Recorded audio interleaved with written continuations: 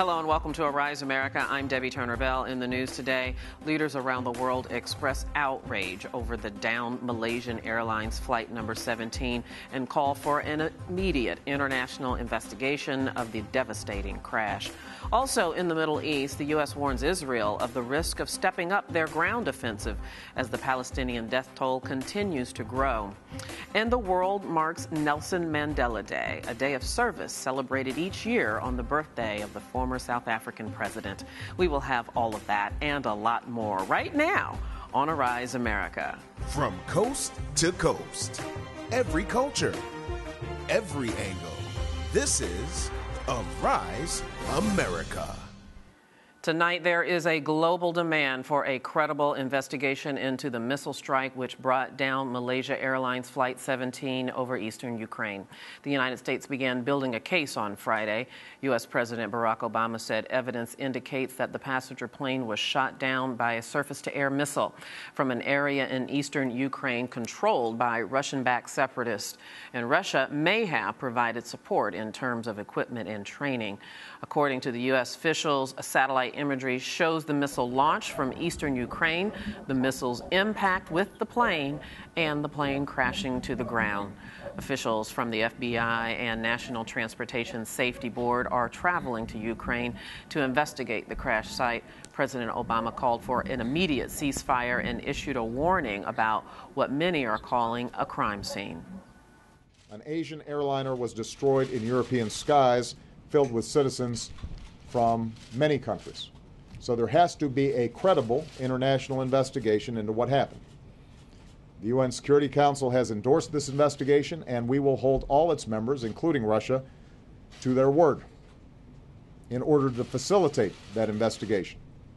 Russia, pro-Russian separatists, and Ukraine must adhere to an immediate ceasefire. Evidence must not be tampered with.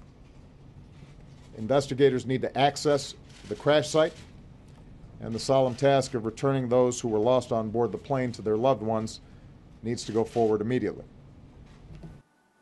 The plane was flying from Amsterdam to the Malaysian capital Kuala Lumpur when it crossed into the conflict zone. Debris and bodies from Thursday's attack lay scattered for miles near the Russian border. The president said at least one American is among the 298 victims. This intercepted exchange following the missile strike is purportedly between a separatist commander and Russian intelligence officer. Shot down a plane, Group Manera. It fell down beyond Yanakievo.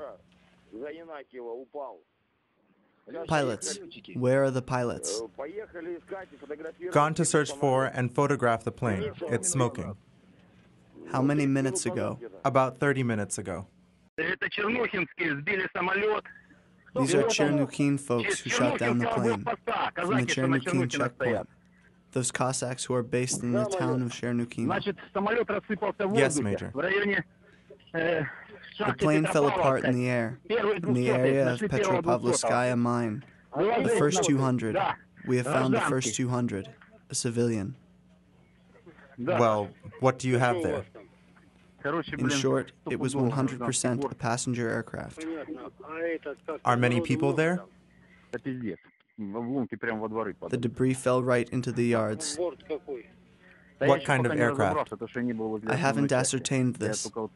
I haven't been to the main site. I'm only surveying the scene where the first bodies fell. There are the remains of internal brackets, seats, and bodies. Is there anything left of the weapon? Absolutely nothing. Civilian items, medicinal stuff, towels, toilet paper. Are there documents? Yes, of one Indonesian student from a university in Thompson. Regarding the plane shot down in the area of Nizhny Torres, it's a civilian one, fell down near Grabov. There are lots of corpses of women and children. The Cossacks are out there looking at all this. They say it's on TV, a transport plane, but they say it's written Malaysia Airlines on the plane. What was it doing on Ukraine's territory? That means they were carrying spies. They shouldn't be flying. There's a war going on. For the latest from Ukraine, we turn to Arise News correspondent Philip Warwick, who is in the eastern city of Donetsk. Philip, when we spoke to you last night, you had been to the crash site, but it was dark. What did the light of day bring today to this site and the investigation? Good afternoon. Actually, it did reveal quite a few things. When I got there this morning, I was still surprised that the area hadn't been roped off. People still walking around, stepping on wings, on the wreckage. Basically, as a crime scene, you would expect the grid. Basically, grid is where organized teams walk in a line, the grid to make sure nothing less is left uncovered. Items are marked, so basically bodies are marked, personal items are marked, plane parts are marked, all this description, location, photo. These are all standard procedures of any scene crime, and I didn't see any of that. We spoke last night about reports of looting. Can you confirm whether or not looting has occurred, or if just the area residents have tampered with what now is evidence of this crash? Well, walking all around evidence is to some extent tampering of evidence. I wasn't too sure when it comes to looting, and that's why I said yesterday that I wasn't able to confirm that. I really needed to see that for myself. And what I did manage to see is basically wallets without money, camera holsters without camera, a similar pattern repeating itself when you're looking at bags. So it's not just a case of coincidence. There's very strong evidence pointing that looting did take place. Did you see an official investigation going on, Philip, and who would be in charge of this investigation? From what I understand, you still have emergency services, and the emergency services are comprised of local policemen. I also understand they're miners. From what I saw is that I saw men walking around with sticks, with white ribbons, placing them where you had a dead body. And when they did comb the area, they didn't seem as an organized unit. They seemed to be walking in random directions.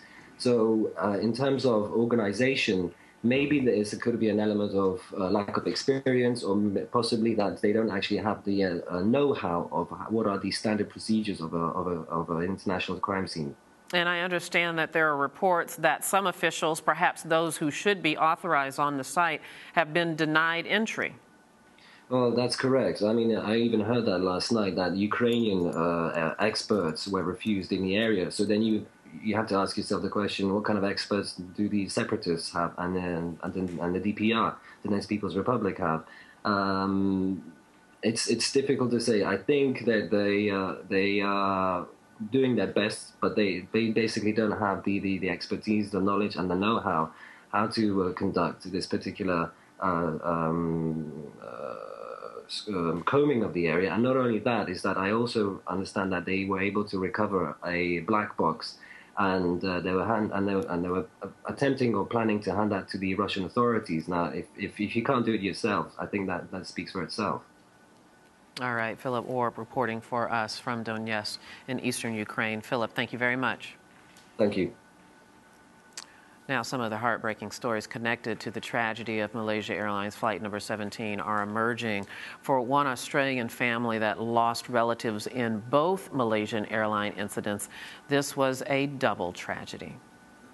According to reports, more than half of the passengers were Dutch nationals.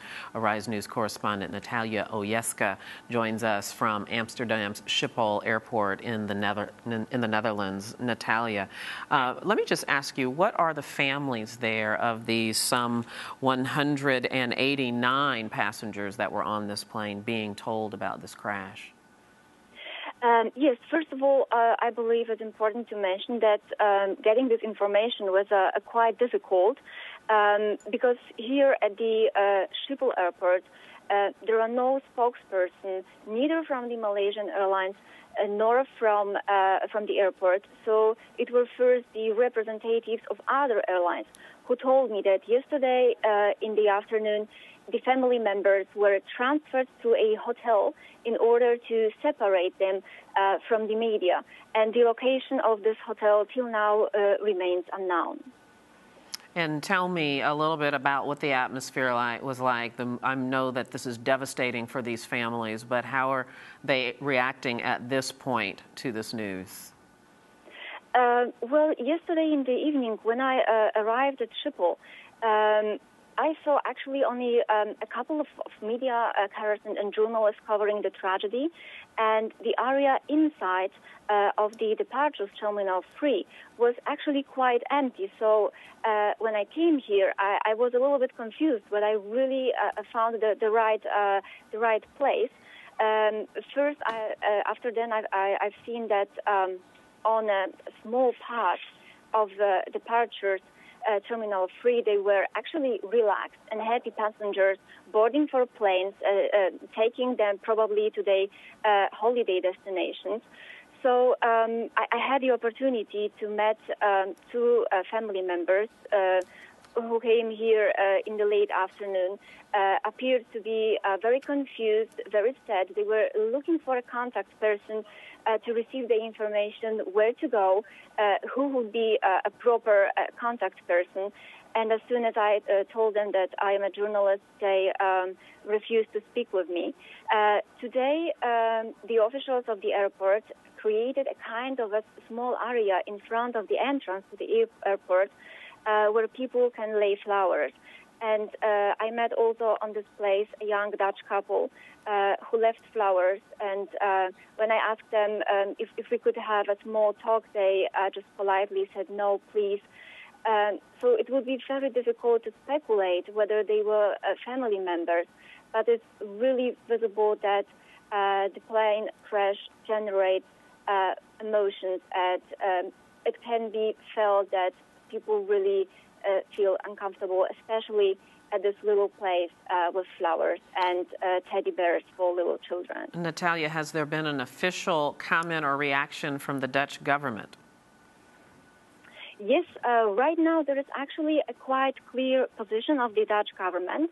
The Dutch Prime Minister, Mark Rutte, has first of all described the plane crash as one of the worst air disasters in the Dutch history, and has also said that Netherlands will not rest until those who are responsible for this tragedy will be brought to justice. However, at the same time, he has also emphasized that there is a need for an objective and international investigation, and he also said that speculating about who could be responsible would be now a very bad idea, because it would have a very negative impact on those investigations. Natalia, we're looking at pictures of candles that are lit, notes that have been written, so it appears that vigils are happening there in Amsterdam and perhaps around the country. Can you tell me what the general public reaction to this crash is? Well, I have to tell you, on the street and on the public buses and public transport, you don't get this feeling that this tragedy has happened just yesterday. Immediately, you don't see people being sad or confused. You just see that life has moved on. First, only here at the airport, close to this area, I had the impression that there is a sense of sadness, sense of emotions. But a part of this little place, it would be to me hard to say that, yes, there is a kind of a national tragedy, national grieving on this event. All right. Natalia Ojeska reporting for us from Amsterdam in the Netherlands. Thank you so much, Natalia. Thank you very much. As Natalia just described, some of the heartbreaking stories connected to the tragedy of Malaysia Airlines Flight number 17 are emerging. And as we just said, for one Australian family that lost relatives in both Malaysia Airline incidents, it was indeed a double tragedy. Rodney and Mary Burrows were on board the flight in March that vanished from radar and has not yet been found. Now the family is dealing with more loss. Relative Marie Risk and her husband Albert died when Malaysian Airlines 17 was shot down. Moving on to U.S. news, the homeless man accused of killing a Catholic priest last month pleaded not guilty. Authorities allege that Gary Michael Moran fatally shot the Reverend Kenneth Walker and beat a second priest at the Mother of Mercy Mission in Phoenix, Arizona. And authorities arrested Moran 4 days after the attack. They claim to have DNA evidence collected from the crime scene. The prosecutor also has a witness who alleges that Moran gave her stolen property from the robbery. Moran was previously convicted in 2 1989 burglaries. Also in the news today, an autopsy concluded that a 5-year-old Mississippi girl was strangled to death. Janaea Thompson was last seen alive on Wednesday night outside her family's apartment in Gulfport, Mississippi. Authorities found her body in the bathroom of a nearby trailer the next day. Local police are questioning 2 men in what has become a capital murder investigation. And a prosecutor is offering a plea deal to a Phoenix, Arizona mom, Shanisha Taylor, who is accused of leaving her children in a hot car while she went on a job interview. Under the proposed deal, the prosecutor would dismiss 2 felony child abuse charges if she completes parenting and substance abuse programs. Taylor must also establish education and child care trust funds. And still to come on Arise America, Israel escalates with the ground offensive as the death toll for Palestinians increases. And Nelson Mandela Day is celebrated around the world.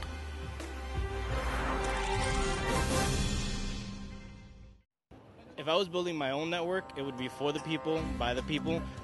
It would be very diverse. It would be with every culture you can think of. If I was to start my own news network, it would reflect positive and negative within the continents and the countries around the world. I think that I would be more looking towards young people. If I were to build my own news network, it would look like New York City. Old, young, fresh, hip, classic. If I was to build my own news network, I would just have people who from all over who are very connected and diverse. If I was to build my own news network, my own world network, I would love a correspondent in every country, every location, every city. I mean, it's kind of unrealistic, but how cool would it be to get local stories from the impoverished country, the impoverished city that we don't know about? Arise News, every culture, every angle.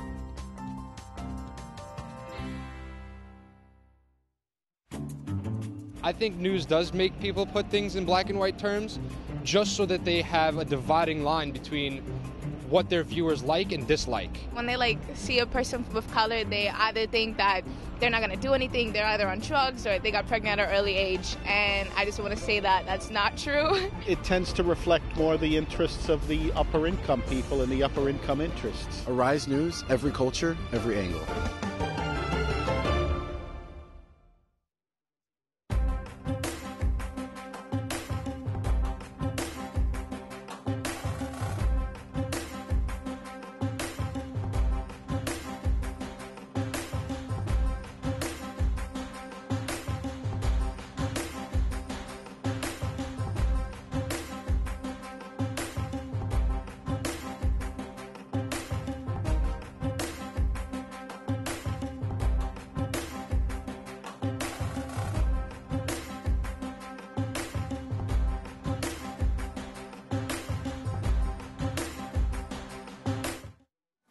U.S. President Barack Obama delivered a speech today on the missile strike that shot down a passenger plane over eastern Ukraine. 298 people died, including at least 1 American. He said the anti-aircraft missile was fired from an area controlled by pro-Russian separatists. Arise News Washington correspondent Colin Campbell reports on the reaction to the president's speech from the nation's capital. Hey, Colin, so, there's always been a mix of information to and from the U.S. government in a case like this as details are emerging. What can you tell us? Well, there's still continues to be an evaluation as reporters, as officials over at the crash site are looking over the wreckage, trying to recover the black boxes. Of course, there was some discussion as to who would take claim to those black boxes once they were looked at, but that information is still coming out.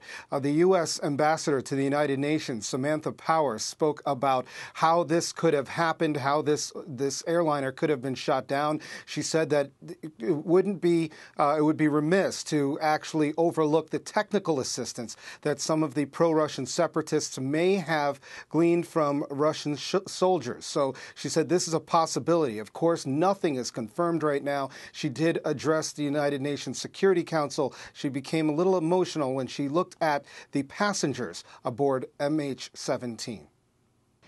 As we stared at the passenger list yesterday, we saw next to 3 of the passengers' names a capital I. As we now know, the letter I stands for infant. To the families and friends of the victims, it is impossible to find words to express our condolences. We can only commit to you that we will not rest until we find out what happened. A full, credible, and unimpeded international investigation must begin immediately. The perpetrators must be brought to justice. They must not be sheltered by any member state of the United Nations. As a strong response from power, and not only her, but Jen Psaki from the State Department, both delivering very strong responses, pleading and urging Russia to stop the war. They said that they are solely responsible for trying to craft the end to this scale down of military action, and they are imploring Russia to do just that. Debbie? Colin, is there any indication that any senior official or perhaps Secretary of State John Kerry will be sent to the tragedy and be on site there? According to the State Department, Secretary of State Kerry is at the ready. He has a bag packed, they said, but so far they haven't had any specific plans about sending him out there. All right, Colin Campbell reporting for us from Washington. Have a great weekend, Colin. We'll see you Monday. You too, Debbie. All right, see you Monday. Now we turn to an overseas conflict that intensifies by the hour. Israel accelerated its ground offensive into the Gaza Strip on Friday. This new phase of the campaign follows 10 days of the two sides exchanging rocket fire and airstrikes across the borders. With the death toll mounting in Gaza, there's a new diplomatic effort underway to end the fighting. Egypt renewed its call for a truce, and France is meeting with regional leaders. Earlier, I spoke with Arise News correspondent Carl Bostic about the latest in this growing conflict. He reports from Gaza City. Carl, give us the latest on the day's events of this Israeli offensive, ground troop offensive that has been launched in the Gaza Strip. Well, right now we're going into day 2 of this ground offensive, or more accurately, it's really ground incursions, because thousands of Israeli troops are now inside the border area of the Gaza Strip. They've gone no further than a kilometer or so, but they have now scattered throughout the Strip, around the borders from north to south. Their primary aim is to go after those tunnels leading into Israel, and also those tunnels that are being used to launch rockets. But already this has been like the deadliest day of the 11-day campaign. We're now into day 12. Up until now, at least 290 people have now been killed, 57 alone since this ground incursion began just over 24 hours ago. And of those 57 people killed, at least 7 or 8 have been children. One family, for example, was hit by a tank shell in the northern part of the Gaza Strip. 8 members of that family were killed. Meanwhile, the Israeli army say they have begun making some inroads into this. They've uncovered as many as 22 tunnel shafts leading to tunnels through which explosives and weapons were being moved throughout the Gaza Strip. Hamas, for its part, that hasn't stopped it in its efforts to launch missiles and rockets into Israel. More than 100 rockets fired into Israel today. In fact, for Tel Aviv, there were 2 significant barrages of rockets fired this evening. There was some around 6 o'clock, and then 3 hours later, another barrage of rockets. In all, 9 were shot down. So it's been a very, very deadly day. And the real worry and concern is that this could really, if not spiral out of control, but we could see the casualties mount. Yeah, those are 2 things I want to ask you about. How long do you suspect this might go on? And also, other than the rockets that Hamas militants are firing towards Israel, are they putting up any resistance against the ground troops there? Well, again, keep in mind, this is a lot different than what happened in 2009 when the Israelis were able to, cross into Gaza territory and go deep into Gaza territory within a matter of hours. This time, they're still all hugging around that border area because not only is Hamas better prepared, they also are better equipped. They've got new technologies like anti-tank missiles, which they can use to target tanks and such. And this is the phase that actually Hamas has been waiting for. They are, for the best part, just defenseless from these aerial strikes, but they want to be able to draw those Israeli forces deep so they can start maybe extracting some real casualties from them, if not even taking prisoners. But even now, you can just feel a real sense of tension in the air. Overhead, there are Apaches flying, circling above, occasionally throwing spotlights in certain neighborhoods, looking for areas from which missiles are being launched. We're just right by the beach, and a few miles offshore, there are Israeli naval ships, and they're firing occasional shells in the direction of the beach, looking for Hamas positions. As we already know, Egypt, the government of Egypt, has been trying to broker a truce, a ceasefire between the two parties. Now France has stepped up and asked Qatar to help bring some sort of ceasefire or negotiations. Is it too late for diplomacy now? Well, no, because I think the problem is there's such a level of distrust right now. That's why this fighting is continuing. I mean, Israel says we gave it our best shot, meaning we did agree to a ceasefire, but that was an unconditional ceasefire that Egypt was also proposing and supporting. And Hamas took great offense to that. One, they said they weren't even consulted by Egypt. Secondly, they're saying there's no way we're going to even talk about a ceasefire without certain basic agreements or concessions already being put into place simultaneously. And that means they're talking about the lifting of that 8-year blockade. They want an easing of borders along the Egypt side and the Israel side, and the blockade lifted as well, before they can even start talking about ending the fighting. So this is kind of the catch-22 right now. At the same time, there's just a real level of distrust between Hamas and Egypt. They no longer see Egypt as an honest broker as they would have from the previous government under Mohamed Morsi. That's why you've got Western countries, you've got the U.S., you've got France. They're reaching out to other regional allies who might be able to hold some sway over Hamas. That's why you've got the French Foreign Minister, Laurent Fabius, talking to the Qatari Foreign Minister. Or that's why you've got Mahmoud Abbas, the Palestinian president, talking to the Turkish president to see what they can do to try to, moderate Hamas's stance right now, which is now pretty intransigent. Yeah, indeed. Carl Bostic providing excellent reporting. Thank you so much, Carl. You take care. Time to take a look at the other news capturing headlines around the globe in our Arise News World Wrap.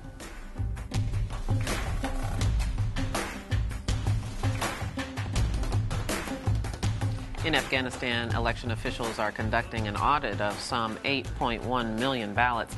This U.S. brokered effort seeks to resolve election fraud claims from presidential candidate Abdullah Abdullah. American officials hope a smooth transition of power will prevent an eruption of ethnic violence.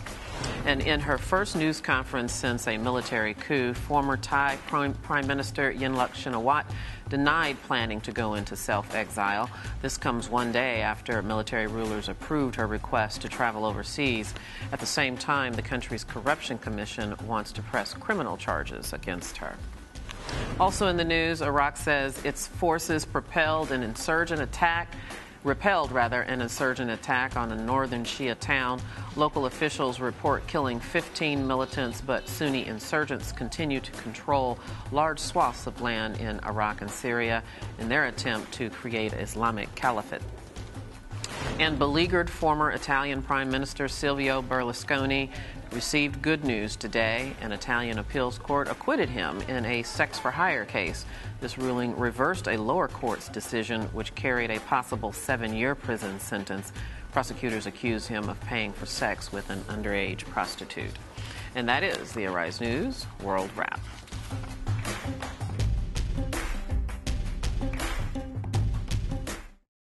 If I was building my own news network, I think I'd want broad, in-depth knowledge of important issues throughout the world. I would want to recruit a fairly diverse staff that had different life experiences before they came to news. We want to see how we can help ourselves and help benefit other people, and not just see what's up with the celebrities and where they're going and traveling and buying this and buying that. If I were to build my own news network, it would certainly have to reflect a diversity of culture, because that's the global situation, that's the global reality.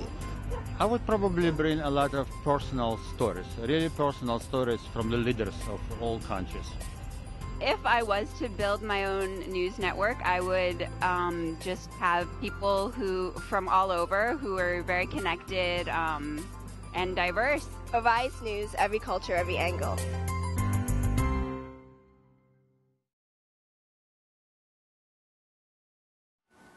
The U.S. economy is creating more jobs, but the mentally ill are largely left out from this increase in job growth.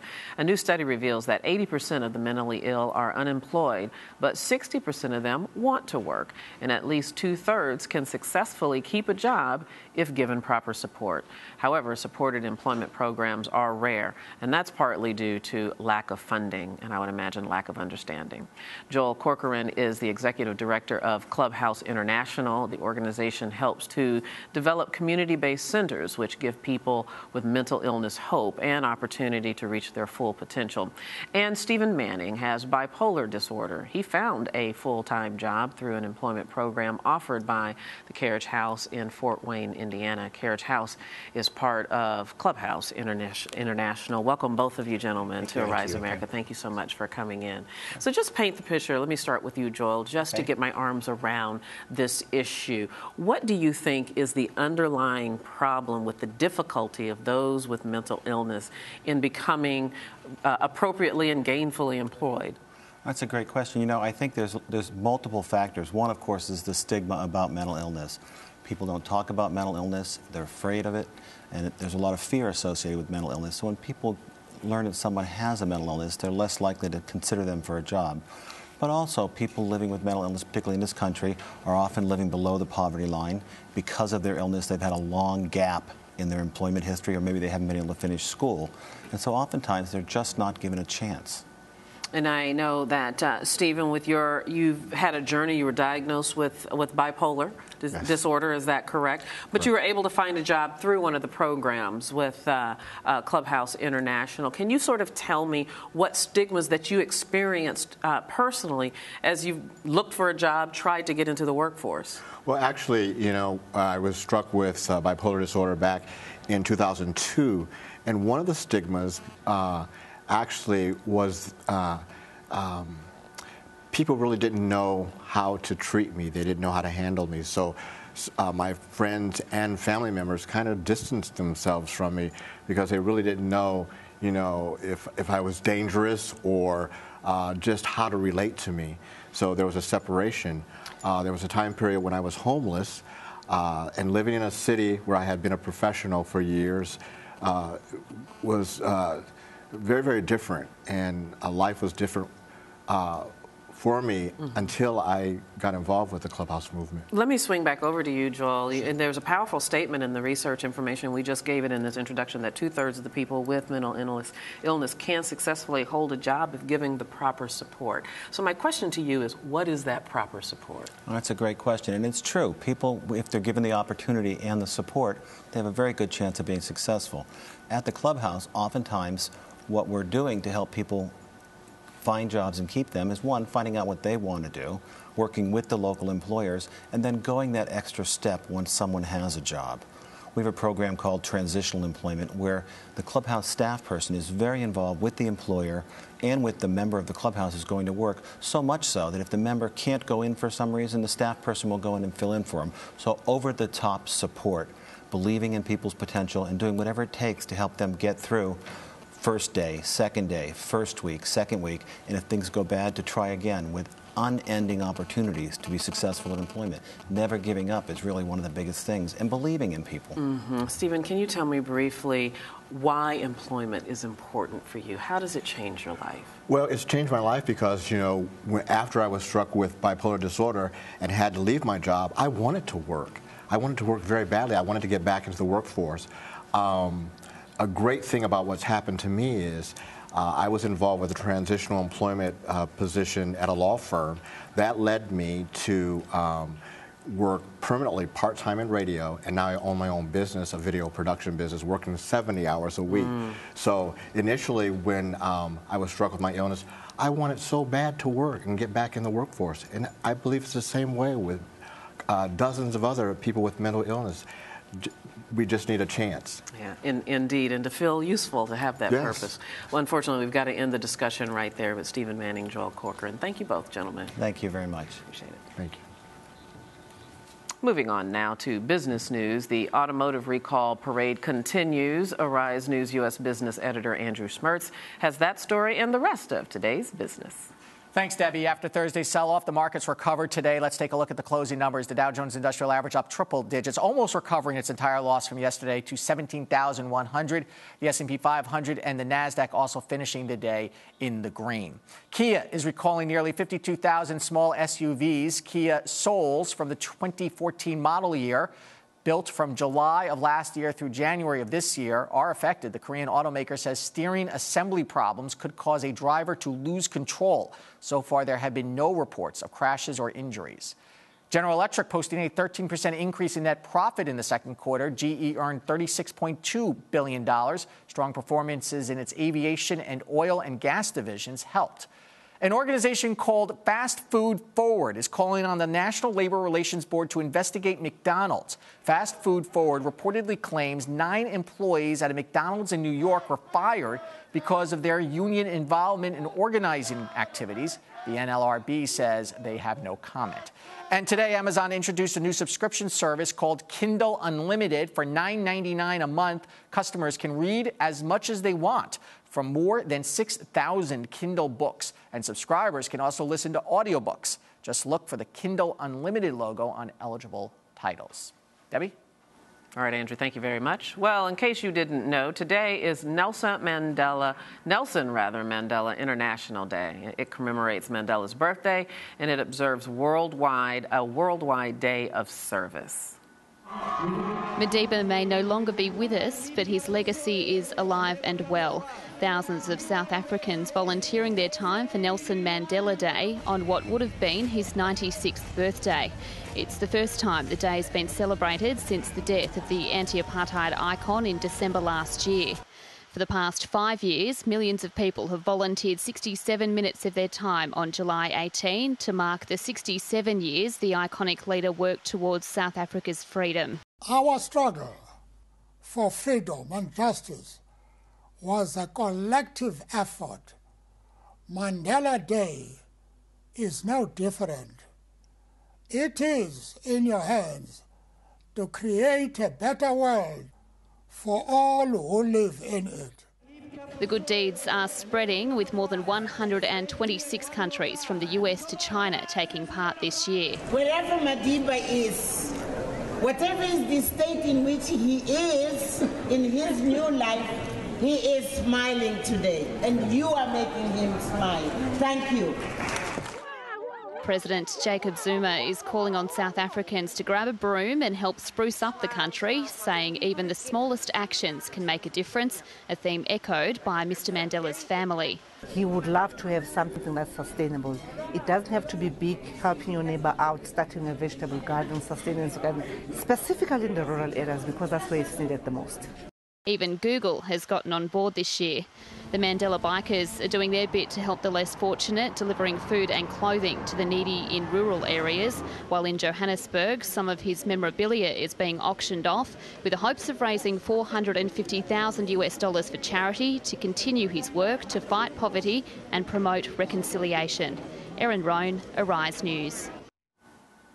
Here with us is a friend to Arise News, Gay McDougall. She is a distinguished scholar and resident at Fordham Law School. She's also a former international member of the South African governmental body that resulted in the 1994 election of President Nelson Mandela and stood next to him when he voted in that election. So good to see you, Gay. Thanks for coming in. This day of service has been in effect for a few years now, but now this is his first birthday commemorated since his death in December. What is this day? What are your thoughts about this day, Nelson Mandela Day, now? Well, it's the passing of the torch, the passing of the baton, if you will, to those of us who remain after. And in his view, particularly to young people in South Africa, young people around the world, because the next world is for them to shape. Mm-hmm. And so he called for this day to be commemorated through service. 67 minutes at least of service today, those 67 minutes representing the years of his life in public service fighting for racial equality. And so, there's been an enormous outpouring of activism on this day. Not only in South Africa, but in Paris and London, and indeed here in New York as well. So I think the world is responding. Indeed. In fact, there was a ceremony commemorating his birthday and Mandela Day at the UN. You were one of the distinguished speakers. Tell me what your message was. What is it that people should reflect upon? Well, my message was that, first of all, I wanted to talk a little bit about how our struggle for racial equality here in the United States resonated with that in South Africa and how the struggle against apartheid resonated here. And then I talked about his legacy to us. One of courage, of integrity, one of commitment to principle, no matter what sacrifice, one of eschewing egotism and, new forms of leadership models, and commitment to service, which is what this day is about. Yeah, there's so much talk. I remember when Rise News traveled to South Africa, I was there covering not only the funeral service, but the current state of South Africa. And there's so much talk about, can his legacy continue? From your point of view, are you concerned about the party of Mandela, the ANC's ability to perpetuate his legacy? Well, I think that for people who were being realistic, it's clear that the road ahead was not going to be a flat one or a straight one, a smooth one. And so they're experiencing some bumps in the road. They're just 20 years old. And so they've got an enormous, period ahead of them. But they're starting out from a position that very few other countries have been birthed with, and that is incredible leadership, talented people, the example of someone like Mandela, leading the country forward. So I think they have an enormous head start to deal with the challenges that they have been left with by apartheid. We just have a few seconds left, but do you have any insights or illuminations that have come to you since his death? It's been 7 months now. As you look back at his life, your relationship with him, what comes to you? Well, for me, it's, that I am incredibly thankful for the privilege of having known him, having been able to stand next to him in that magic moment when he cast his ballot for the first time, and being inspired by his legacy. I think that's something that we all can be thankful for. Yeah, but what a privilege, what great memories you have. Yes. Gay McDougall, it's always such a great pleasure. Thank you so much. Thank you. And happy Mandela Day. And to you. You're watching Arise America.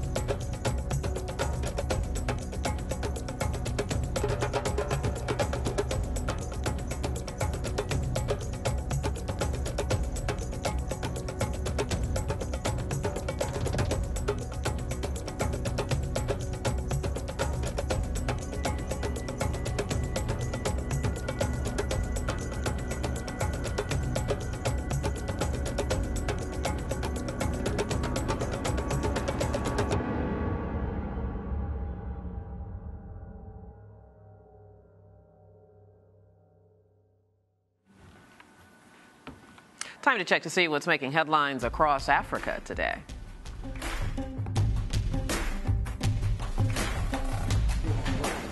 There's news of yet another deadly Boko Haram attack. Early reports say that gunmen killed numerous people in a raid on Damboa in the northeastern region of Nigeria. They allegedly launched their assault late Thursday night and continued until early Friday morning. Eyewitnesses say that half the town was burned to ashes. And French President Francois Hollande is on tour of former West African colonies. On Friday, he traveled to Niger after meeting with officials in Côte d'Ivoire. Hollande is promoting a new French anti-terrorism military initiative in the region. He heads to Chad next. And Tunisia's prime minister declared 3 days of national mourning. This stems from the deaths of 14 soldiers who died in a terrorist ambush on Wednesday.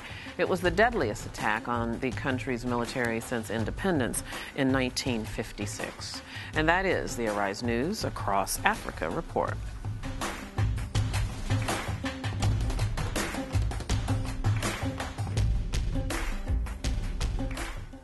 It's time now for us to take a look back at this week's headline-making stories in our Reporters Rewind.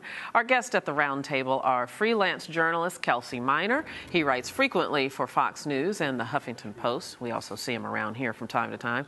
Also with us is writer, actor, and activist Omar Sharif Jr. And you know this bald-headed beauty, Wallace Ford, who is an Arise News contributor, political blogger, and professor at Medgar Evers College. Welcome, gentlemen. Thank you for having me. I'm holding down the estrogen representation here at this table. Okay, so a lot to talk about. I want to start off talking about this conflict with Israel, and frankly, the conflict between Israel and Palestine is as old as, and forgive me for this characterization, but as old as Jesus. This has been going on for quite some time. But do you think, I think, Kelsey, I'll start with you. Do you think that the public has grown weary? Because it seems every few years there's some conflict and incursion. Well, I think it depends on who you ask, or, for instance, what demographic of people you're talking to. When I find out that I'm coming on here, I take sort of an unofficial poll to find out if people are really invested in what they're seeing on the news or whatnot. And many of the people, even on the train ride down here, many of the people I ask, so do you know what's going on in Israel, Palestine?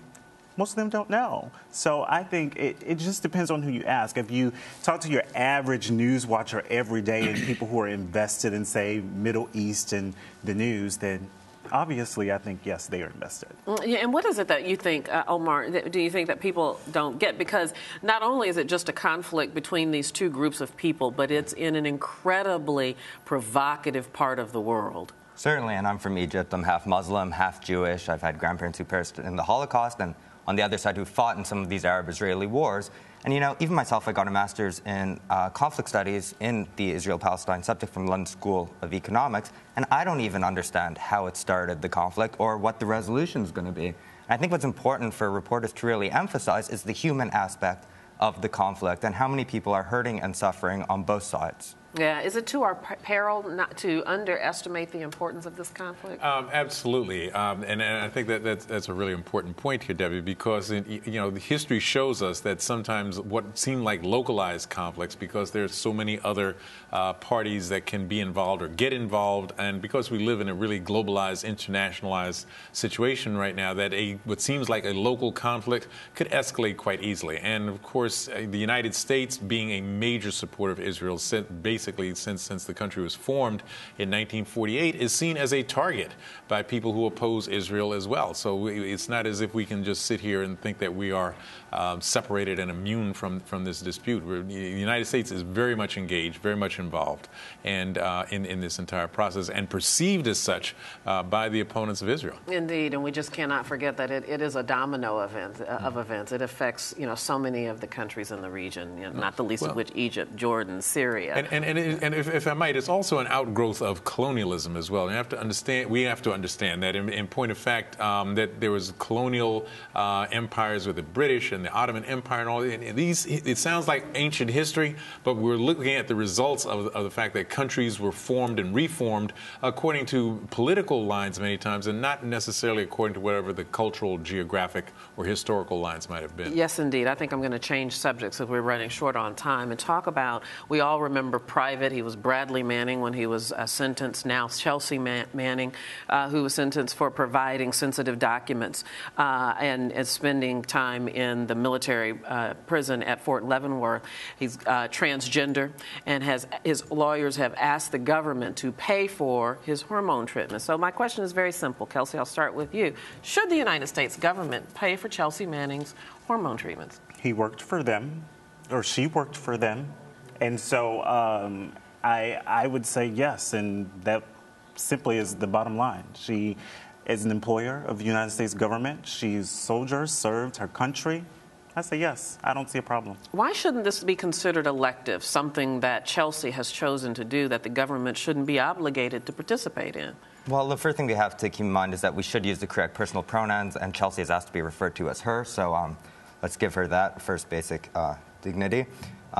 But, you know, trans health care goes far beyond the whole aspect of prison. It goes beyond, it's not a state right yet. It doesn't exist in most state prisons. It doesn't exist for most people as a health care right.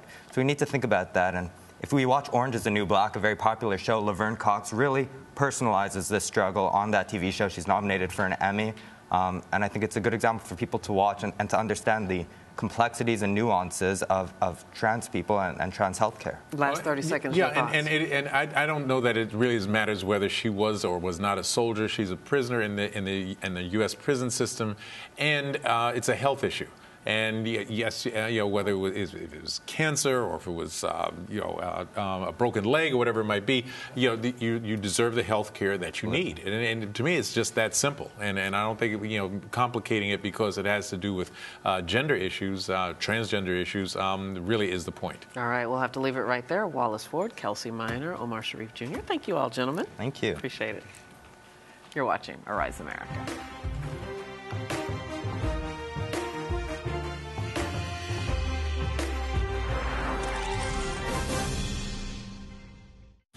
I don't think the television news in the United States reflects the diversity of the world. I don't think it does a great job of even reflecting the diversity of the United States. When you are watching TV, you don't really see a lot of different cultures. There are plenty of other places that people might not even know about. We are living in a global culture, and you cannot hide news that is happening when there's so much social media. Arise News, every culture, every angle.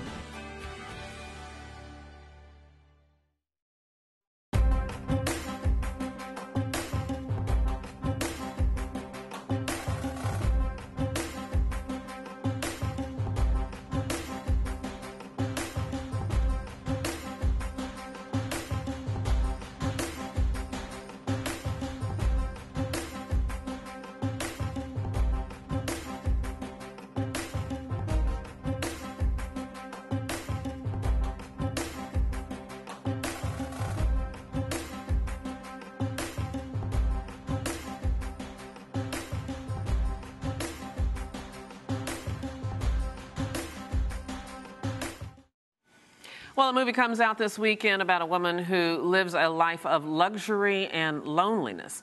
Joining us to review this film and others in our weekend box office releases is Arise contributor and editor-in-chief of ShowbizCafe.com, Jack Rico. How are you? End of the week, end of the day, end of the show. That's Good right. to see you. How you doing? Right. Woman of luxury you were talking about? Woman of luxury. Who is this? What speakers? Oh, are you talking about me? Yes, Please, of I'm just a course. hard-working black woman in America. That's all I am. But let's talk about this movie, 5 Star Life. Yes, this is an Italian film that I just truly, truly enjoyed. I love movies where there's a woman who just empowers you to kind of just see. There's a lack of women in very strong roles, and I think that this is one of them. Unfortunately, it's not Hollywood, but it's Italy. And it goes back to the Fellini days, where he used to really take women and put them in lead roles. And I think this is one of those. It's about a woman who's a hotel critic. She gives 4 5-star ratings to hotels. But it's one of those things that she has to decide whether her career is more important or her love life. Let's take a look at 5 Star Life. Il lavoro dell'ispettore in incognito comincia dall'ingresso in albergo. Morning? Morning. Ha sorriso? L'impiegato aveva un'uniforme pulita e stirata? Era un 5 stelle, un hotel fuori dal comune.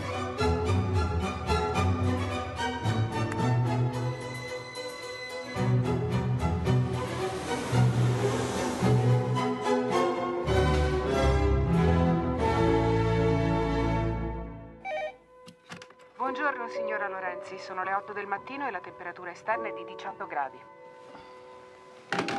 Questo lavoro è per gente che non deve avere problemi di disponibilità, di mariti, di figli, di fidanzate.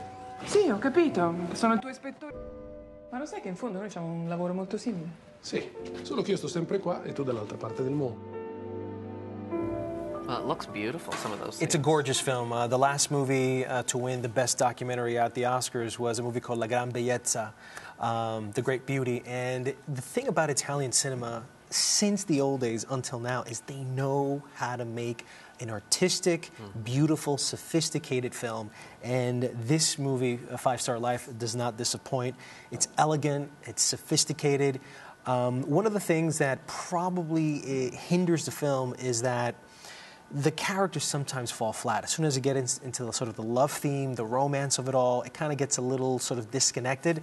But ultimately, right at the end, it's not as predictable as many people might think of what her decision between career and personal life might be. So something interesting to keep All right, an look forward to. intriguing tease. Okay, Yes. let's move forward then to The Purge, Anarchy.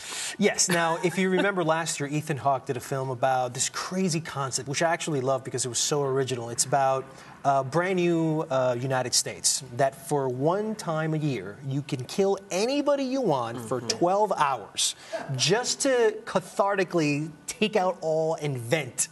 And Can I just say our cameraman John likes that? He's laughing over there. I don't know why. It's not a comedy. Wonder who he wants to It's kill. not a comedy. It's a thriller. No, not at all. And so this sequel continues sort of the same sort of unabashed, uncensored, sort of relentless violence of what the previous one was. Oh, okay. All right. Well, I tell you what, let's move on to the next one just for the sake of time. But do you like this one? You know, I think it began really, really strong. I liked the premise originally, but towards the end, lapses of just incoherence and some absurdity and tomfoolery that happens sort of at the end of the film doesn't make this sort of a film that you want to spend your money on. I think it's more of a DVD film. Okay. All right. And then finally, speaking of DVDs, I don't know why I laughed, but sex tape. Yes, yes. Well, you know, we've heard this in popular culture. You know, Kim Kardashian has done a sex tape, and all of these somehow magically appear sort of in the blogosphere, in the webosphere. Yeah. And this is a couple, Cameron Diaz, Jason Segel, marriage, you know, that just isn't working. And so in order to renew their lives, they do this sex tape. And unfortunately, to disastrous results, it ends up in the webosphere and is this frantic search to find out how to stop it. But of course it does. Let's take a quick look at sex tape. So instead of erasing the video, like you said that you would, our sex tape ended up syncing to all the iPads we gave out as gifts. Technically, yes. My mom, Robbie, my boss, and the mailman. the mailman. It was Christmas. We are gonna get back every one of those iPads right now. I was using that. It went up. It went up to the There's two fundamental problems with this film. Number one, it's not funny. And the humor is very high school, very sophomore. It doesn't behoove the audience, the adults that are trying to see this movie. And then secondly, it insults the intelligence of any technologically savvy person, viewer, who has a computer. So within those two things, the movie towards the end, it kind of just falls flat. I love it when you get snarky. Jack Rico, thank you so much. Have a You're good very weekend. That's going to do it for us, everybody. Have a great weekend. We'll see you Monday. Bye.